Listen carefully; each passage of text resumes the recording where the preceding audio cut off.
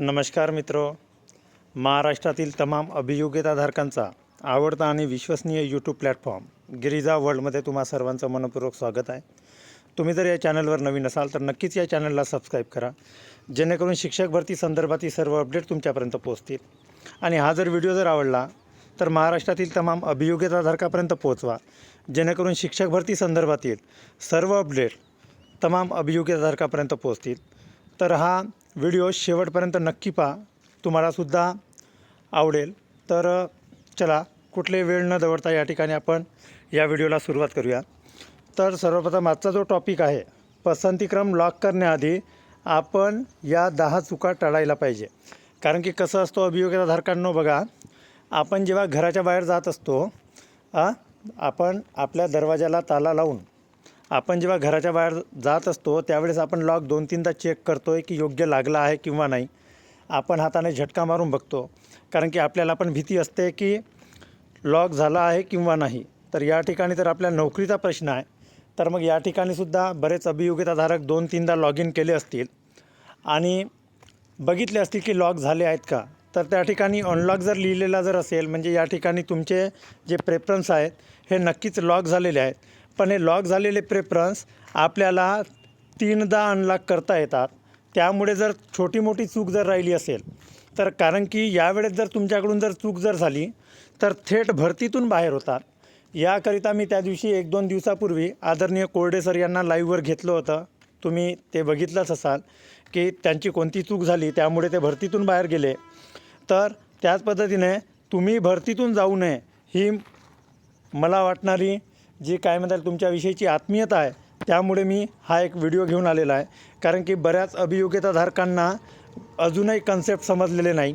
तर पवित्र पोटवर शिक्षक भरतीमध्ये पसंतीक्रम लॉक करताना काय आपली जर चूक जर झाली असेल तर थोडे थांबून जा, कारण तुम्ही पसंतीक्रम लॉक करण्यापूर्वी हा व्हिडिओ किंवा अनलॉक करूनही पाहू शकता तुम्ही। पुन्हा जर काही चूक झाली असेल तर त्याच्यामध्ये तुम्हाला सुधारणा करण्याची संधी आहे। कारण पसंतीक्रम भरताना केलेली एक छोटीशी चूकसुद्धा नंतर तुमच्यासाठी मोठी अडचण ठरू शकते आणि त्यानंतर तुम्ही जेव्हा DVला जाल त्यावेळेस तुमचा कुठल्याही प्रकाराने म्हणणं ऐकून घेतलं जात नाही। त्यामुळे आज जो आहे या 10 महत्त्वाच्या ज्या चुका आपल्याला टाळायच्या आहेत, पसंतीक्रम लॉक जरी झाले असतील तरी अनलॉक करू शकतो। कारण शेवटची चूक जर केली तर उमेदवाराकडून भविष्यातील खूप मोठी चूक होईल। त्यामुळे हा व्हिडिओ जो आहे शेवटपर्यंत पहा आणि तुमचे पसंतीक्रम याच्यामध्ये काही चूक झाली आहे का हे नक्की तुम्ही स्वतः तपासून पहा। या ठिकाणी बघा अभियोग्यताधारकांनो, की पहिली जी चूक आहे की पात्रता न तपासता पसंतीक्रम भरणे। बऱ्याच अभियोग्यताधारकांना कन्फ्युजन आहे की मी कोणत्या जागेसाठी पात्र आहो। आपली महत्त्वाची चूक आहे की आपण जर स्वतःची पात्रताच जर नाही बघितली आणि प्रेफरन्स लॉक जर केले तरी खूप मोठी चूक होणार।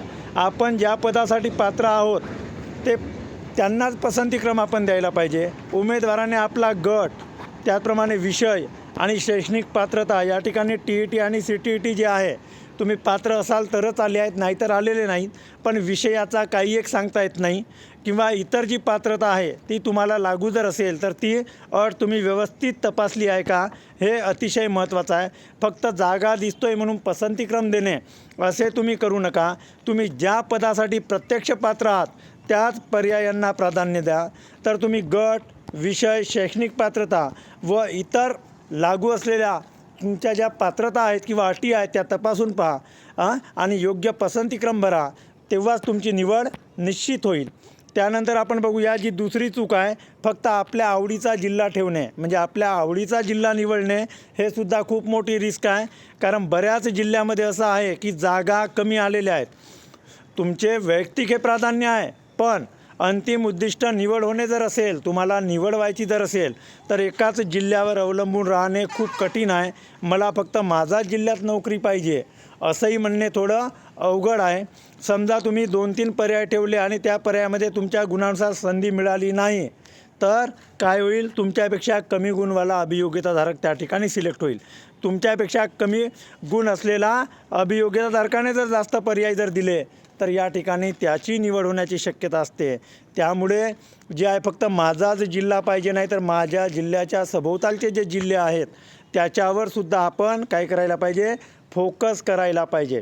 त्यानंतर जास्त पसंती म्हणजे नक्की निवड असंही समजू नका, कारण की कसं आहे, शेवटी तुमचा स्कोअर महत्त्वाचा आहे. तुम्हाला 100-120 प्रेफरन्सेस आले म्हणजे माझी निवडच होणार हे नाही.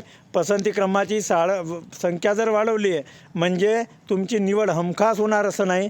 तुम्हाला टेट स्कोअर जर कमी जर असेल तर मग तुम्ही म्हणाल 80चा स्कोअर आहे आणि तुम्ही म्हणाल का झेडपीला होईल ओपनमधून, तर हे शक्य नाही. तुम्हाला 500 जरी प्रेफरन्स जरी आले आणि स्कोअर जर ओपनमधून 80 जर असेल मराठी माध्यमाचा तर ते शक्य नाही. तर मुख्य म्हणजे निवडीवर जे परिणाम करणारे घटक आहे, तुमचा टेट स्कोअर एकदम महत्त्वाचा आहे. त्यानंतर तुमच्या कॅटेगरी किंवा ओपनचे उपलब्ध पते, त्यानंतर तुमचं आरक्षण, त्यानंतर पात्रता TET CT ET आहात का नाही ते सुद्धा मॅटर करतो आहे. संबंधित गट आणि विषय हे सुद्धा मॅटर करतो व इतर लागू असलेले नियम व अटी. त्यामुळे लक्षात ठेवा, पसंतीक्रम संख्येने नाही तर तुम्ही रणनीतीने भरा. बऱ्याच अभियोग्यताधारकांचा असा आहे की ओपनच्या एकही जागा नाही आणि त्या ठिकाणी फक्त कॅटेगरीची एक जागा जर असेल तर त्या ठिकाणी कॉम्पिटिशन खूप तगडा असणार आहे. त्याचासुद्धा तुम्ही थोडा विचार करा आणि त्यानंतरच प्रेफरन्स लॉक करा. जी 4थ्या क्रमांकाची चूक आहे हिच्याकडे खूप लक्ष द्या, कारण की या चूकसाठी इतका फोन येतात अभियोग्यताधारकांचे, कारण अजूनही त्यांचे कन्फ्युजन गेलेले नाही.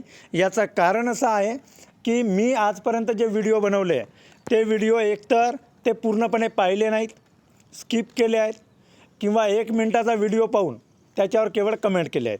म्हणजे नेमकी काय यावा, या सरांनी व्हिडिओ बनवले तर व्हिडिओमध्ये काय सांगितलं आहे तर याविषयी त्यांनी बारकाईने लक्ष दिलं नाही. फक्त माझा मोटिव्ह हाच आहे की भविष्यामध्ये तुम्हाला शिक्षक भरती संदर्भात कुठेही कुठलीही माहिती पाहण्याची गरज नाही. एवढे स्ट्रॉंग व्हा की स्वतःवर डिपेंड व्हा.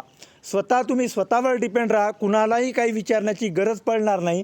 मी एवढं तुम्हाला जो ऑथेंटिक माहिती आहे तुमच्यापर्यंत पोहोचवण्याचा प्रयत्न करतो आहे. पण तुम्ही अभियोग्यताधारकांनो काय करता, 1 मिनिट बघता आणि काय काय व्हिडिओमध्ये त्या विषयाची माहिती दिल्यानंतरही त्या विषयावर कमेंट येतात की सर हा म्हणजे काय होतं आहे. म्हणजे एकंदरीत त्या व्हिडिओमध्ये सगळं असतानासुद्धा कमेंट त्या पद्धतीचे येतात. त्यामुळे याच्याकडे बारकाईने लक्ष द्या. तर टेट स्कोअरकडे दुर्लक्ष करायचं नाही. या ठिकाणी बघा, फक्त पसंतीक्रम भरून निवड होईल का, तर नाही. तुमचा टेट स्कोअर हा देखील अत्यंत महत्त्वाचा घटक आहे. तुमच्या टेट स्कोअरनुसार तुमची रणनीती बनवा. तुमचा स्कोअर किती आहे याला खूप महत्त्व आहे. तुमचा स्कोअर चांगला जर असेल तर त्यावेळेस नाशिक मुंबईसारख्या ठिकाणी अप्लाय करा, आणि स्कोअर जर डाऊन जर असेल तर PMC म्हणा, BMC म्हणा किंवा नाशिकसारख्या ठिकाणी खूप हाय स्कोअर जातो. तुमचा संबंधित गट जो आहे तो सुद्धा महत्त्वाचा आहे. 1 ते 5चा स्कोअर नेहमीच कमी आलेला आहे, यावेळेस कसा येईल ते बघूच. आणि तुमचा विषय कोणता हे अतिशय महत्त्वाचं आहे. तुमचा माध्यम कोणता आहे आणि त्याच्यासाठी किती पर्याय उपलब्ध आहेत हे अतिशय महत्त्वाचं आहे. हे सगळे पाहिल्यानंतरच तुम्ही पसंतीक्रम ठरवायला पाहिजे. फक्त पसंतीक्रम नाही आणि फक्त टेट स्कोअरही नाही, तर अंतिम प्रक्रियेत लागू असलेले सर्व घटक महत्त्वाचे आहेत. कारण की आज सामाजिक शास्त्रवाल्यांचा जर पाहिलं तर सगळ्यात कमी जागा आलेल्या आहेत. त्यानंतर 11वी-12वीचं कॉमर्सवाल्यांचं पाहिलं तर त्यांचे काय म्हणता येईल जागाच आलेल्या नाही. या सगळ्या गोष्टीचा विचार करूनच प्रेफरन्स लॉक करा. कारण की बऱ्याच अभियोग्यताधारकांना, पुन्हा मी या ठिकाणी बघा, हा माझा स्वतःचा आहे, मी 5 फक्त मुलाखतीच्या संस्था दिलेल्या आहेत आणि याच्यामध्ये माझी शाळा असली, मी शिकले असल्यामुळे याला प्रेफरन्स दिलेला आहे. पण बऱ्याच अभियोग्यताधारकांनी या गोष्टीकडे लक्ष द्या. हा मीडियम जो आहे हा मीडियमकडे लक्ष द्यायला पाहिजे. आणि जो शिकवण्याची लँग्वेज आहे टीचिंग मीडियम ही अतिशय महत्त्वाची आहे. कोरडे सरांनी त्या दिवशी सांगितलं, मी मुंबई महानगरपालिकेत सिलेक्ट होऊन 2017ला 133 स्कोअर राहून मी घरी बसलो. माझ्यापेक्षा कमी स्कोअरवाले सिलेक्ट झाले.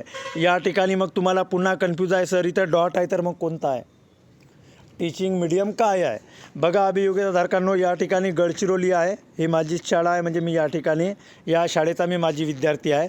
आणि त्यानंतर हे जे 6 ते 8ची जागा आहे ही कशी आहे, ॲडेड आहे 100%. या ठिकाणी भाषेची जागा आहे आणि भाषेची जागा असल्यामुळे त्याच्यासमोर टीचिंग मीडियम नाही आहे. पण त्या शाळेचा माध्यम जो आहे तो मराठी आहे आणि मराठी शिकवायची असल्यामुळे टीचिंग मीडियम ही मराठीच लागेल. मराठी हिंदीमधून आपण शिकवत नाही, हिंदी मराठीतून शिकवत नाही, इंग्रजी मराठीतून शिकवत नाही. त्यामुळे लँग्वेजसमोर टीचिंग मीडियम नसतो. तुम्ही समजून घ्या, टीचिंग मीडियमची गरज नाही.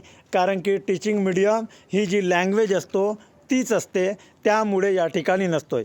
या ठिकाणी बघा सोशल सायन्सचा जो आहे, सोशल सायन्स मग इंग्लिशमध्ये शिकवायचं, मराठीमध्ये शिकवायचं का हिंदीमध्ये शिकवायचं ते लिहिलेलं आहे.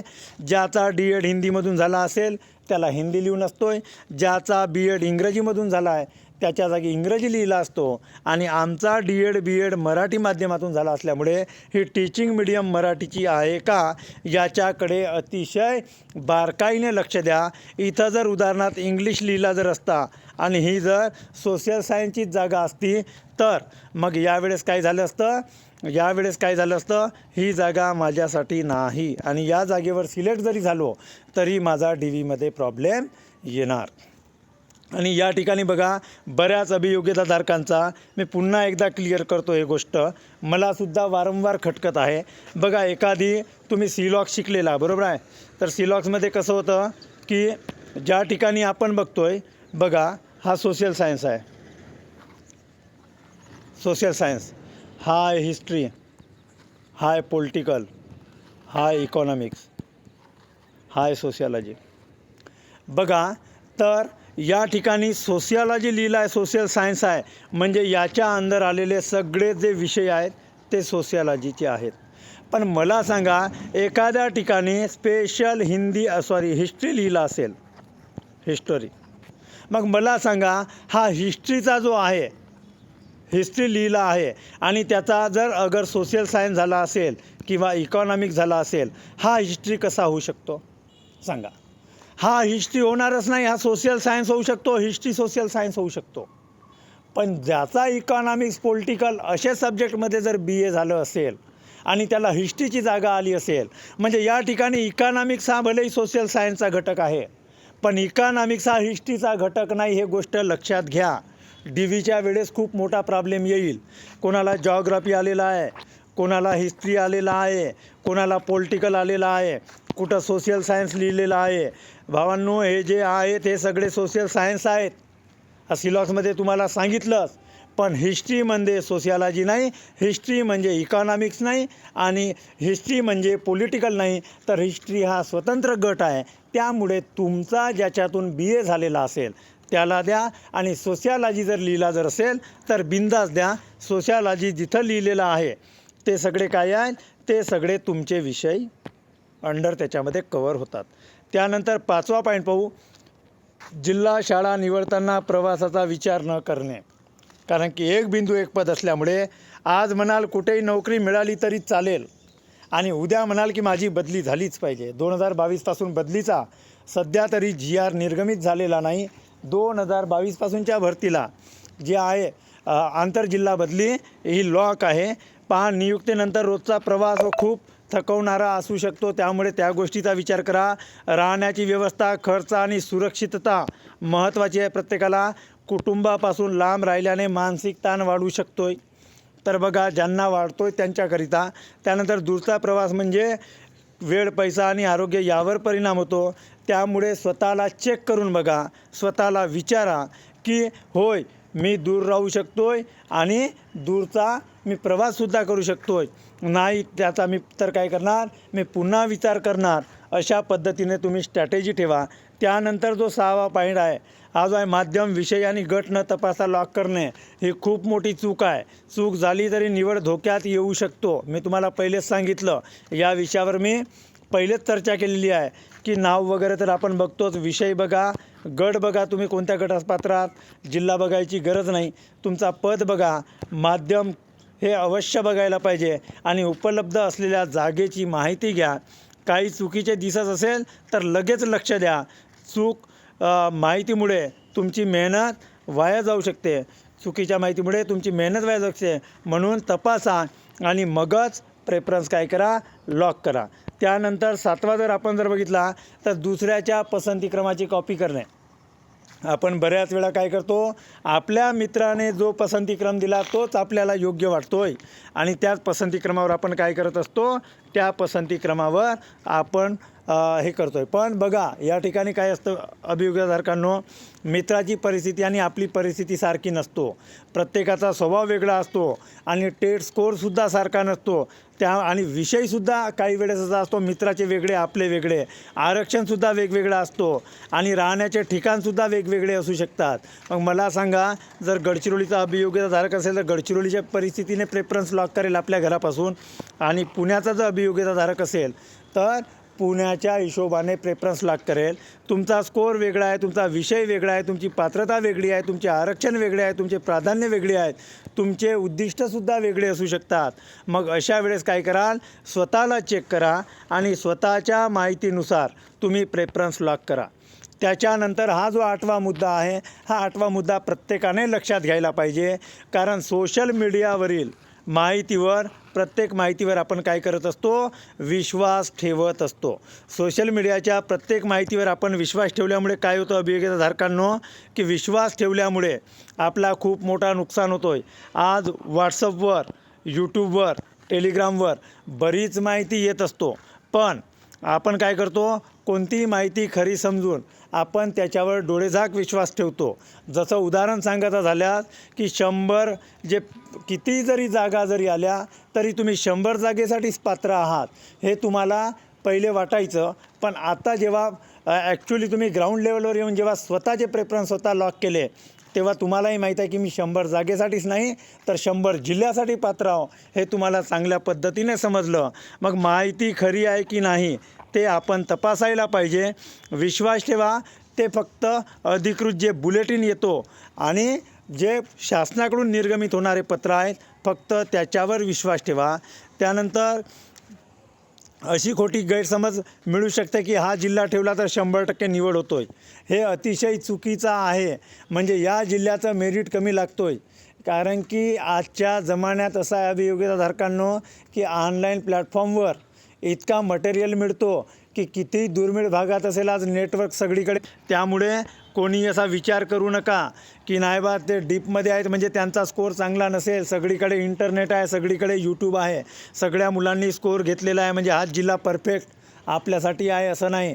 उदाहरणार्थ आपण जर पकडला तर डीपमध्ये असेल तर त्याच्यामध्ये सुद्धा टॉपर मुलं आहेत, कारण आज त्यांना डिजिटल प्लॅटफॉर्म अवेलेबल झाला आहे. हा पर्याय ठेवला तर नक्कीच सिलेक्शन होईल. अशा पद्धतीने भ्रम तुम्ही निर्माण करू नका, कारण की त्याच पर्यायावर त्याच जिल्ह्यामध्ये होईल हे निश्चित सांगता येत नाही. अमुक तारखेनंतर लाग केला तर फायदा होईल हे अतिशय चुकीचं आहे. ते कधीही लाग करा, काही होत नाही. आणि जो आहे या ठिकाणी बघा अधिकृत सूचना आणि शासन निर्णय वाचायला पाहिजे. पवित्र पोर्टलवरील माहितीचंच पुष्टी करा. शंका असल्यास अधिकृत हेल्पलाईन आहे त्याच्यावरच तुम्ही, हेल्पलाईनवरच तुम्ही काय कराल विचारणा करा. तुमचा निर्णय तुम्ही घ्या, जबाबदारी तुमची आहे. लक्षात ठेवा 100% निवडीची हमी कोणीच देऊ शकत नाही. जोपर्यंत अधिकृत नियम त्याला स्पष्टपणे आधार देत नाही तोपर्यंत कोणाचं सिलेक्शन होईल आणि कसं सिलेक्शन होईल या गोष्टीचा कोणीही काय म्हणाल निश्चितपणे सांगू शकत नाही. आणि चूक क्रमांक 9, लॉक करण्याची घाई करू नये. भरला पसंतीक्रम आता लगेच लॉक करायचं का, ही चूक तुम्ही करायची नाही. कारण की लॉक करण्यापूर्वी चांगल्या पद्धतीने या 4 पायऱ्या ज्या आहेत त्या नक्की पूर्ण करा. संपूर्ण अगदी एकदा तपासा. तुम्हाला आलेले प्रेफरन्स मीडियम तपासा, तुमचे विषय तपासा, तुम्ही कोणत्या गटास पात्र आहे आणि कोणत्या गटाचे प्रेफरन्सेस आले ते तपासा. पुन्हा एकदा काळजीपूर्वक वाचा. ते माहिती जी आलेली आहे, प्रेफरन्सेस आले आहेत ते पुन्हा एकदा काळजीपूर्वक वाचा. प्रत्येक पर्याय योग्य आहे का ते पहा, कारण प्रत्येक पर्याय योग्य आहे किंवा नाही हे तुम्ही बघायला पाहिजे. त्यानंतर जो 4था आहे तर हा माझा अंतिम पसंतीक्रम आहे का याची तुम्ही खात्री करा. योग्य तपासणीशिवाय लॉक केल्यास चुकीचा पसंतीक्रम निश्चित होऊ शकतो. कारण प्रत्येकाच्या मनामध्ये काय म्हणता येईल या ठिकाणी भीतीचं वातावरण असते, हे निश्चित आहे. कारण शेवटी नोकरी वय. आपण विचार करा, परीक्षेसाठी 4 महिन्याची तयारी केली आणि पसंतीक्रम लॉक करायला आपण 16 महिने वाट पाहिली आहे ना. 4 महिन्याचे करिता आपण तयारी केली फक्त, पण 16 महिने प्रतीक्षा केली म्हणजे छोटीशी जर चूक जर झाली तर पुन्हा 13 महिन्यानंतर दुसरी यादी लागेल आणि टेट 4 कधी होणार हे सांगू शकत नाही. म्हणून माझी कडकडीची विनंती आहे सर्व अभियोग्यताधारकांना, तुम्ही चेक करा. DVमध्ये कोणीही या यूट्यूब प्लॅटफॉर्मवर, माझ्या यूट्यूब प्लॅटफॉर्मवर जो अभियोग्यताधारक आलेला आहे त्याचा तरी कमीत कमी DVमध्ये प्रॉब्लेम होऊ नये. आणि तो DVमध्ये कटला असा जेव्हा वाटेल तेव्हा मला इतका बेकार वाटेल की मी इतक्या चांगल्या पद्धतीने गाईड केलं आणि माझा अभियोग्यताधारक एक DVमध्ये कटला. पहा भविष्यामध्ये स्कोअर बनेल नाही बनेल. त्यांचा आता स्कोअर बनलेला नाही. विचार करा काय करणार. प्रायव्हेटला आहेत त्यामुळे DVमध्ये ते त्यांच्या जागेवर सेफ आहे, चांगले आहे, ट्युशन वगैरे स्वतःच्या टॅलेंटेड आहेत म्हणून सगळं करत आहेत. पण प्रत्येकाचं तसं नसतं. तर बघा DVमध्ये कोणी कटायला नको. मला ही भीती आहे की वेगळेच विषय देऊन दिले आणि वेगळ्याच विषयावर सिलेक्शन जर झालं तर तिथं ऐकणारा आपला कोणीही नाही. त्यामुळे योग्य तपासणीशिवाय लाग केल्यास चुकीचा पसंतीक्रम निश्चित होईल. आणि नशीब असं असते का जिथं आपण चूक करतो तीच चूक नाही का समोरच्याच्या लक्षात येतो, तिथं सिलेक्शनची संधी जास्त असते. त्यामुळे आपण चूक करायची नाही. चूक झाली असेल तरी अनलॉक करा. 3 संधी आहेत तर त्या 3 संधीमध्ये पुन्हा एकदा पूर्णपणे चांगल्या पद्धतीने तपासून घ्या. लॉक केल्यानंतर बदलाची सुविधा आहे की नाही हे तुम्ही बघून घ्या. पण यावेळेस उपलब्ध आहे 3 वेळा. त्यानंतर याबाबतची तुम्ही निश्चित काय सूचना नक्की वाचून घ्या. घाई नको, शहाणपणाने निर्णय घ्या. तुम्ही तपासा, खात्री करा आणि मगच लॉक करा. योग्य पसंतीक्रम जर दिलं तर तुम्ही योग्य निर्णय, अंतिम संधी आहे तुमची आणि त्या पद्धतीने तुम्हाला यशाची खात्रीसुद्धा आहे आणि प्रत्येकाला यश मिळेल. माझ्या चॅनलवरील आलेला एकही अभियोग्यताधारक DVमध्ये कटणार नाही आणि DVमध्ये बिलकुलच कटणार नाही अशीसुद्धा मी आशा बाळगतो आहे. चूक क्रमांक 10, लॉक झाल्यानंतर प्रूफ न ठेवणे. ही चूक करायची नाही. आपल्याला जे प्रेफरन्स आलेले आहे, आपण लॉक केले आहे ते डाउनलोड करून ठेवा.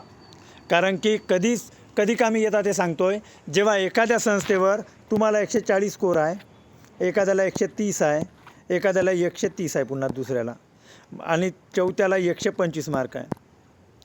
आता विचार करा तुमचा सिलेक्शन नाही झाला, तुम्ही पसंतीक्रम दिला होता. हे 130वाला 125वाला तिन्ही जरी असतील, आपण त्या ठिकाणी प्रूफ मागू शकतो. 140वाला सिलेक्टच झाला ऑलरेडी. कारण या ठिकाणी 10 मार्कापेक्षा जास्तची गॅप पाहिजे आपल्याला. ऑलरेडी इथंच 10 मार्काची गॅप आहे म्हणजे इंटरव्ह्यूमध्ये जे 10 मार्क आहे संस्थेकडे ते कवर होणार नाहीत. त्यामुळे आपण काय करायचं, आपले पसंतीक्रम लॉक करून ठेवायचे. पसंतीक्रम लॉक केल्यानंतर त्याला प्रिंट करायचं. काय करायचं, प्रिंट करायचं, PDF डाउनलोड करून ठेवायची आणि ही जी आहे आपल्या मोबाईलमध्ये जतन करून ठेवू शकतो. गुगल ड्राईव्हमध्ये ठेवा, स्वतःच्या व्हॉट्सअपवरही पाठवून ठेवा. प्रिंट काढून फाईलमध्ये सुद्धा लावून ठेवू शकता. कारण भविष्यात जर गरज जर पडली तर आजच सुरक्षितता ठेवणे हे अतिशय काळाची गरज आहे. लॉक केल्यानंतर प्रूफ तुमचा सुरक्षिततेचा आधार आहे. त्यामुळे तुम्ही जे आहे ते लॉक केलेले प्रेफरन्स जे आहे ते डाउनलोड करून आणि प्रिंट करून ठेवा. पुन्हा एकदा लॉक करण्यापूर्वी कोणते 10 प्रश्न स्वतःला विचाराल. मी या पदासाठी पात्र आहे का? माझा गट आणि विषय बरोबर आहे का? विषयमध्ये खूप मोठा प्रॉब्लेम आहे. अभियोग्यताधारकांचा विषय निवडताना खूप मोठी गडबड केली आहे. त्यामुळे आता जरी चूक झाली असेल, चुकीचा विषय निवडला जरी असेल डिग्रीचे, तरी तुमचे जे मुख्य विषय आहेत त्या विषयानुसारच प्राधान्यक्रम द्या. माझा टेट स्कोअर आणि उपलब्ध पर्याय मी तपासलेले आहेत का? त्यानंतर माझ्या पसंतीचा क्रम खरोखर माझ्या प्राधान्यानुसार आहे का ते सुद्धा एक वेळा तपासा. मी फक्त आवडीच्या जिल्ह्यापुरता मर्यादित राहिलो नाही ना. अगर ज्याला कुठेही जाऊन ड्युटी करायची असेल त्याने ऑल ओव्हर महाराष्ट्र कवर झालं का हे तपासून बघायला पाहिजे. त्यानंतर मला मिळालेला पर्याय प्रत्यक्ष स्वीकारणार आहे का हे अतिशय महत्त्वाचं आहे. एक बिंदू एक पद असल्यामुळे आपण काय करू शकत नाही, आपण रिटर्न पुन्हा दुसऱ्या फेजसाठी येऊ शकत नाही लागल्यानंतर. सर्व पर्यायाची माहिती नीट तपासली आहे का? माध्यम विषय पूर्ण तपासून बघा आजच आणि पुन्हा वाटत असेल अनलॉक करून लॉक करा. सोशल मीडियावरील अफवाऐवजी अधिकृत माहिती तपासली आहे का? आणि तपासायलाच पाहिजे. व्हॉट्सअपवर येणारी प्रत्येक माहिती ही खरी नसते. मेरिटचे प्रेडिक्शन चालू आहेत पण मेरिटही काही खरं नाही. मेरिट जेव्हा येईल तेव्हा येईल. फक्त आपण एवढंच करायचं की आपण टेट परीक्षा देतपर्यंत आपण मेहनत घ्यायची आणि त्याच्यामध्ये काय म्हणता येईल एकंदरीत गळून राहायचं आणि त्याच्यावर काय करायचं की आपण त्याच्यावर भिस्त ठेवायची आणि तयारी ठेवायची. पण आता मेरिट जे येईल ते निर्णयाकडे पाहायचं नाही. निर्णय काही आलं तरी तो आपल्याला स्वीकारणे आहे, पण निर्णयाच्या आधी आपल्याला जेव्हा मेहनत करायची होती तेव्हाच नक्की आपल्याला मेहनत करायचं होतं आणि केलो आपण मेहनत. आता जो परिणाम आहे जो येईल तो येईल. लॉक करण्यापूर्वी संपूर्ण यादी पुन्हा तपासली आहे का हे एकदा तुम्ही बघून घ्या आणि लॉक केल्यानंतर तुमचे जे प्रेफरन्सेस जे आहे लॉक केलेले ते तुम्ही काय करा डाउनलोड करून ठेवा. आणि हा व्हिडिओ आवडला जर असेल तर महाराष्ट्रातील सर्व अभियोग्यताधारकापर्यंत पोहोचवा, जेणेकरून त्यांनासुद्धा शिक्षक भरतीचे अपडेट मिळेल. आणि हा व्हिडिओ शेवटपर्यंत पाहिल्यामुळे माझ्याकडून थँक्यू. आणि याच्यानंतर कमेंट करा की कोणत्या विषयावर मी काय करावं, कोणत्या विषयावर व्हिडिओ घेऊन यावं याविषयी कमेंट करा आणि मी तेच थांबतोय. धन्यवाद.